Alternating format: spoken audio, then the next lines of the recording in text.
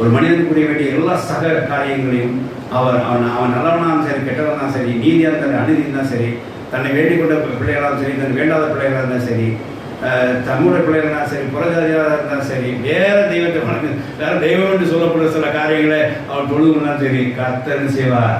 அவர்களுக்கு வேண்டிய அந்த சந்திரனையும் அவங்களுக்கு வேண்டிய சூரியனையும் அவளுக்கு வேண்டிய மழையும் வர்ஷிக்க பண்ணி அவள் எப்பவும் என்ன செய்வார், அவங்களுக்கு கூடியதை கொடுத்து கொண்டேதான் இருப்பார். ஹல்லேலூயா. இது பொதுவான கிருபையா. ஆனா ஸ்பெஷல் கிரேஸ், ஒரு தனிமனித கிருபை ஒன்று இருக்கிறது.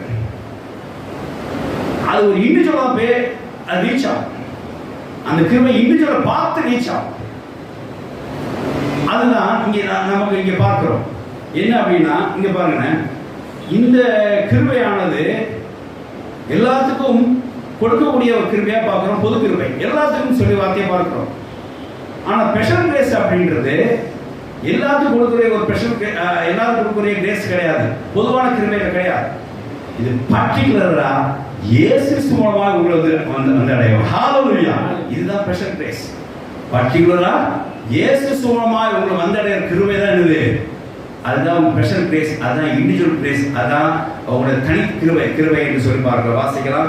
அதே யோவானிலே 1:14 வாசிக்கலாம். யோவான் 1:14 வாசிக்கலாம். அந்த வார்த்தை மாம்சமாகி